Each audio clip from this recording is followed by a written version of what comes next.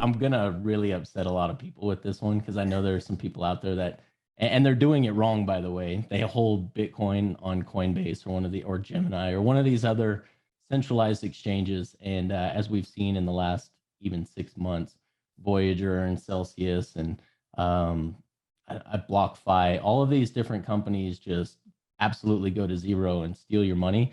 You're doing it wrong if you're leaving it on a centralized exchange in the first place. So, but back to the very infuriating part I'm about to say is that Bitcoin's trash.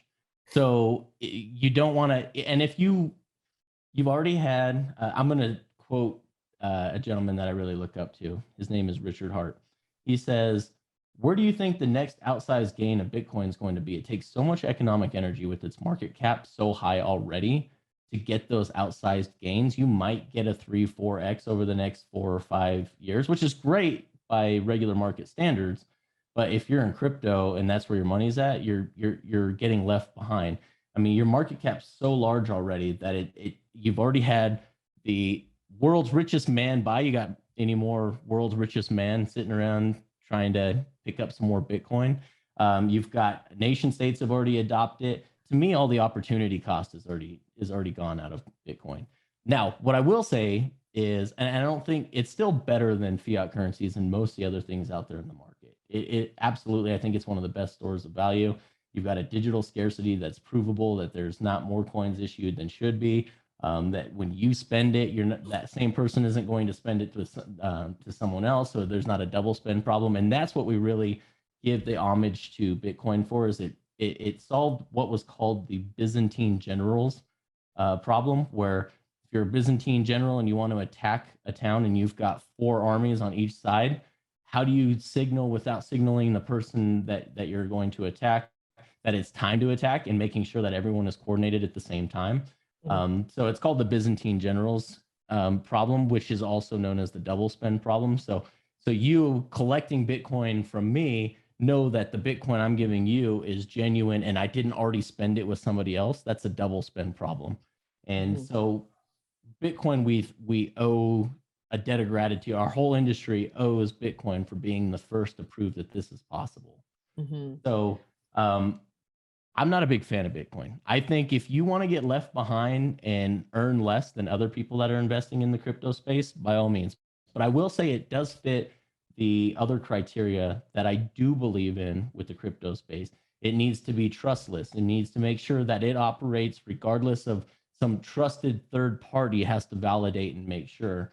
So Bitcoin, Ethereum, and Hex, they're all Hex.com is all trustless. And I absolutely subscribe to that philosophy, that I don't need a trusted middleman to facilitate my transactions, including Coinbase and Gemini.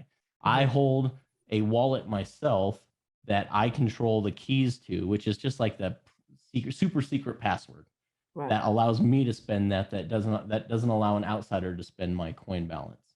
And so it's trustless, it's permissionless. I don't have to ask a federal government, I don't have to ask a bank, I don't have to verify through Swift that it's okay for me to send my money to you. I like things that are yield generating.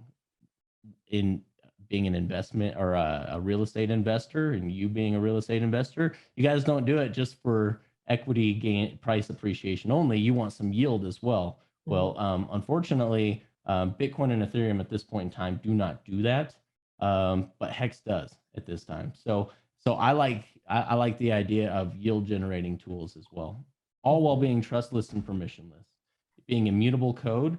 I don't like things that have admin keys, and the reason why is because they're a bad actor. Even if they didn't intend to be, they have left an attack vector through code that someone could attack the chain or attack the product built on the chain, the token on the chain, and they can reorganize balances, invalidate coins, move it around, steal it out of your wallet. So I don't like things with that attack vector of the admin keys. I like things that are immutable, that are, once they've been deployed, cannot be changed.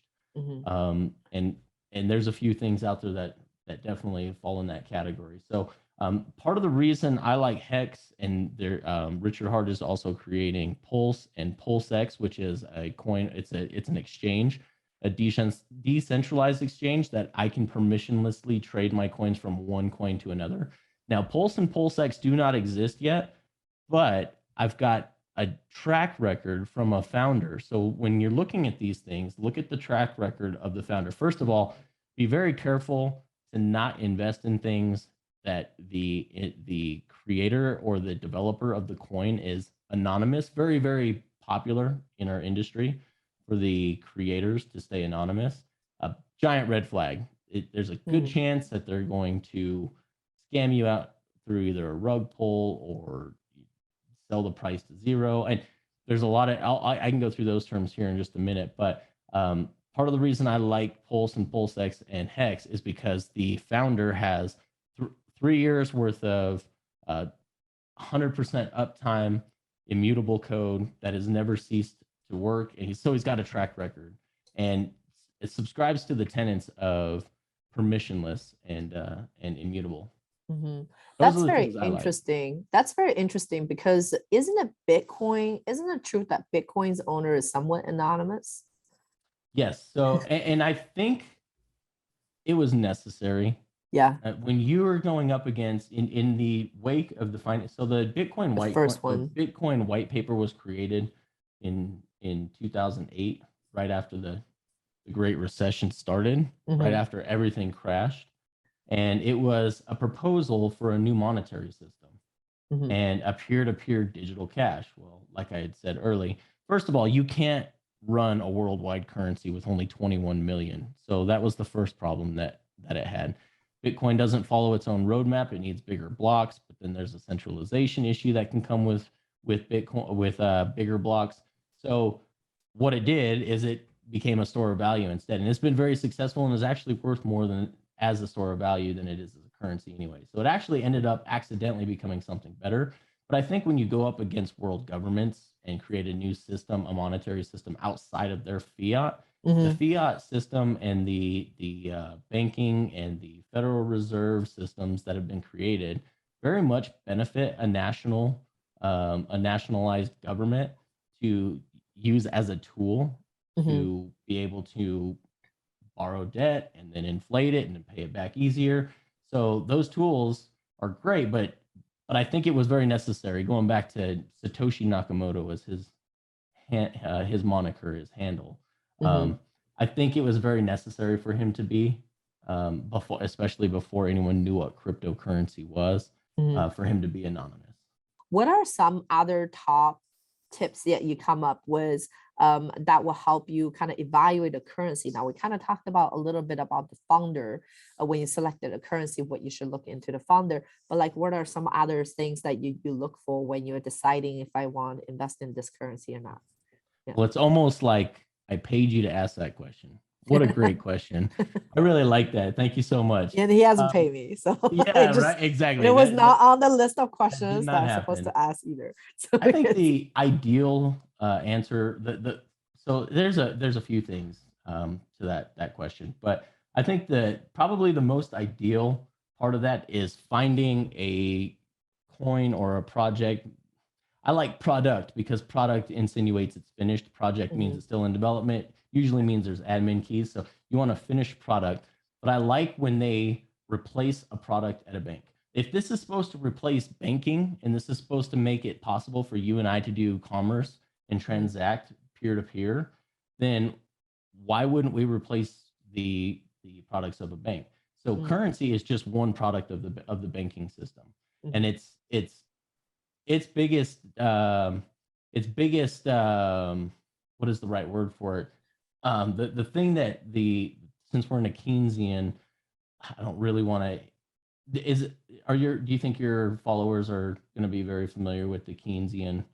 Probably not, but maybe you can kind of explain a little bit. Yeah. So the Keynesian economic theory is that the velocity of money is the right way to run an economy instead of buying and holding and storing your money and only using it when you have enough to pay for things. It's very much the idea behind it's very much the idea behind the debt system that we have created now, that borrow, pay for things, or build businesses, invest, and then Mhm. pay that money back and then do it all over again.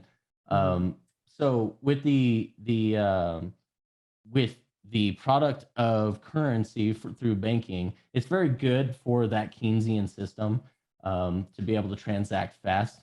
Mhm. But it's not the only product that banks offer. In fact, I would say, what is the number two? Actually, so probably checking and savings accounts. And unfortunately, Mhm. all transaction, it's a catch 22. It's not necessarily, unfortunately, but at this point in time, and there's some proposals out there through Stanford right now of creating tokens where this will change things. Checking and savings accounts are going to be a little bit more difficult because you if I accidentally pay the wrong person, there's no way to get that money back. Like, Mhm. once I have sent that money is forever yours, and unless you are a nice, good person, or I don't even know who I sent it to on the other side, they don't have to send it back to me. Right. It's So like, there's yo, ways. I made a wrong wire. Right now, you Yes. can kind of still trace it, but now Yep. it's like, nope, it's gone.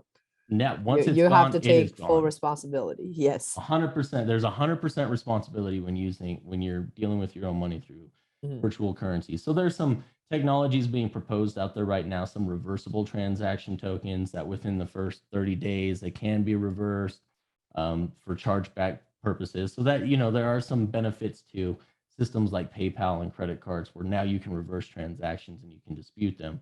Mhm. So in the meantime, some great products like the one that I like the most that has been the biggest earner for me was Hex.com.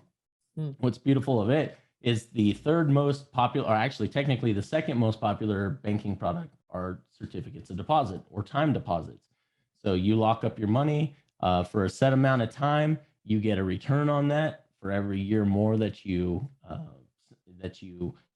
lock up your money. You get about 20% more interest than you were before. Now, this is an interest because you're not giving it to a third party, but it is still paying a yield. So it's like a certificate of deposit or a time deposit on the blockchain. Mhm. So it's not exactly like one, and we can get into all the details about it later, but I don't think that's really here nor there. But going back to, why do what am I looking for in products? I want something that replaces a banking product, and this Mhm. just happens to replace the second most popular product on the in a bank right now. Yeah.